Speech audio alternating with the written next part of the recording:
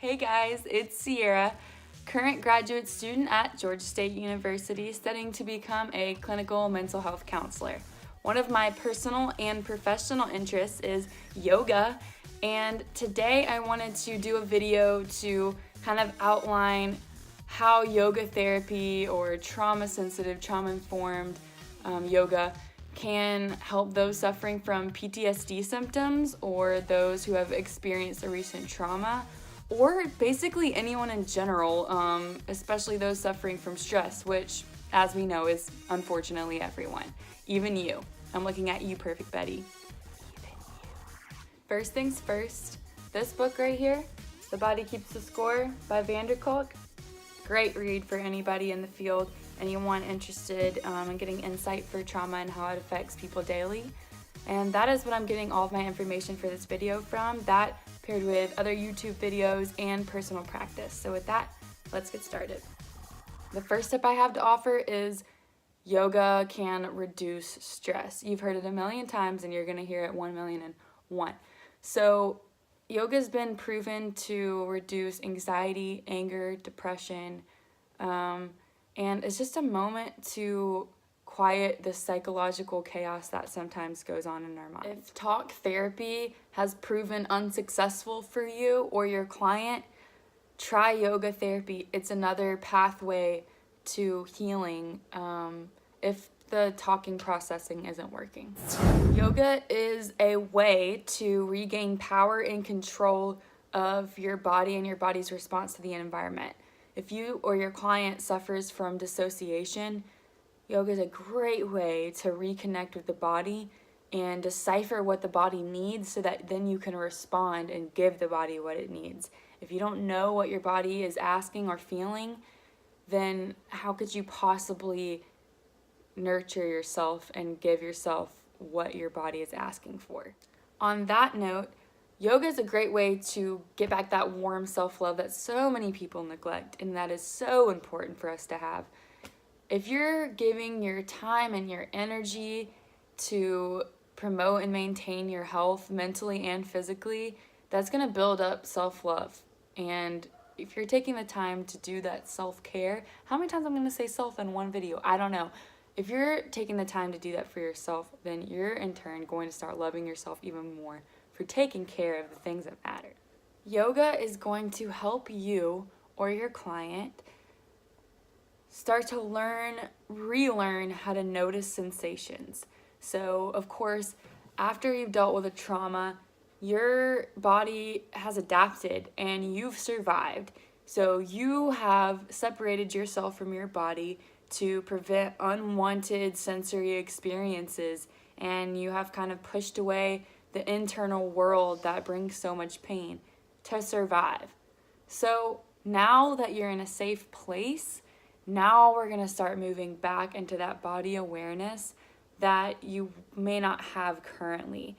So you may feel sort of numb or may exert control in unhealthy ways over yourself and your body, but yoga is going to help bring back that fully alive experience so you're not subduing the sensations all around you constantly. You're going to be able to experience the world in a much different way.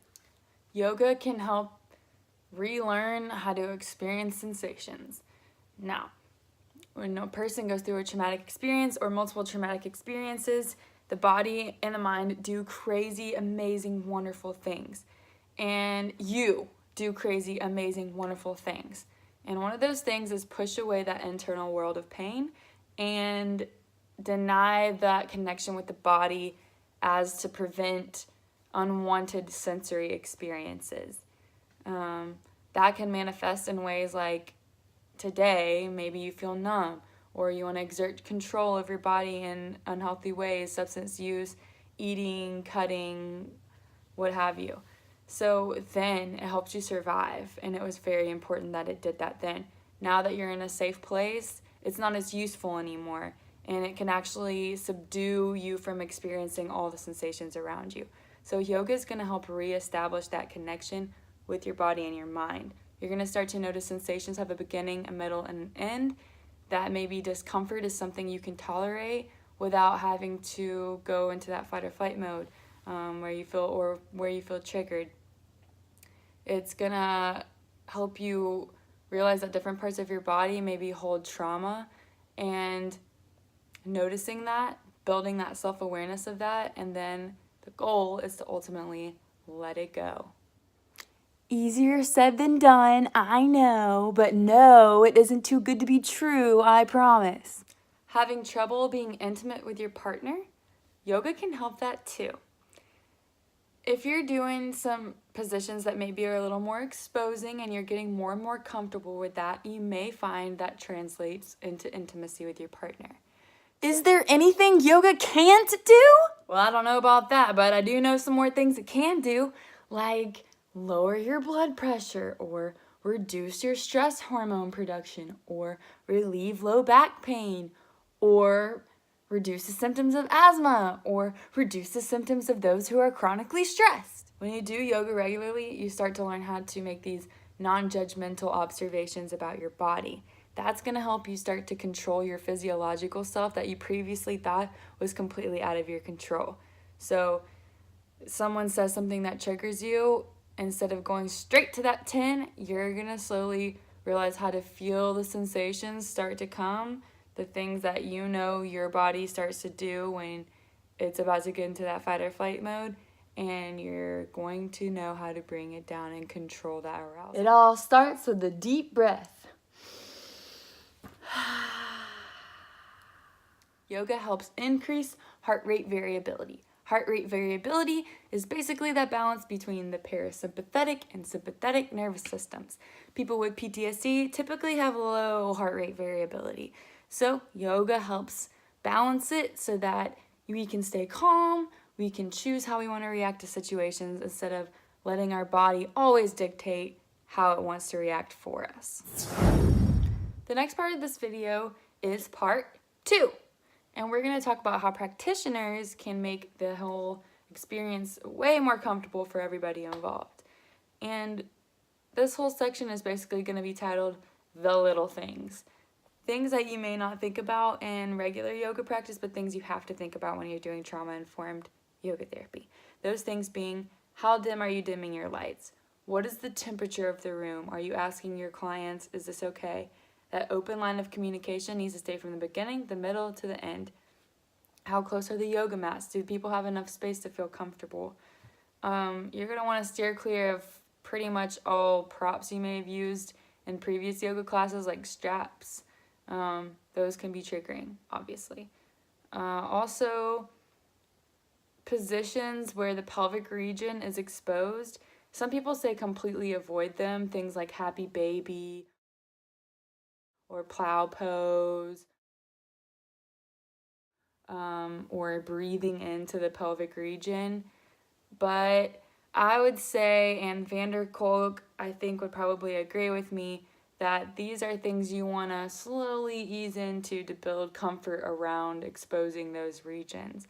Obviously, if it's your first class, don't be whipping out happy baby first thing. That's not going to yield you a lot of return customers. So you want to ease into those, and of course the whole time use words like maybe try this. I invite you to try this. If it feels comfortable for you, then do this. Notice that feeling. If you feel uncomfortable, notice that. Notice what happens next. These are going to be your key phrases that you're going to use for your clients in order to build non-judgmental openness towards this whole process. So yeah, use empowerment-based language and be intentional of your phrasing.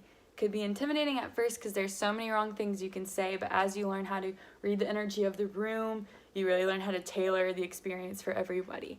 One thing I would say is I would never use a physical assist. If somebody is doing something really wrong, I would rather tell them than touch them always, especially in this context. So my hard and fast rule is no physical assists. If you build that relationship with them and they say it's okay and you've communicated your boundaries, as I said before, then I could see how it would be okay. 2 more quick tips. Breathing, telling someone how to breathe can be triggering, so make sure you're using that good communication I talked about earlier, inviting them to do things instead of telling them to do things. Also, to build control over their experience, they're going to want to hear, we're holding this pose for 10 breaths, so then they know what to expect. Then in other yoga classes, you may hear, close your eyes. That, not so much in Trauma Informed. You want to say, you can close your eyes, or you can fix a soft gaze on the ground.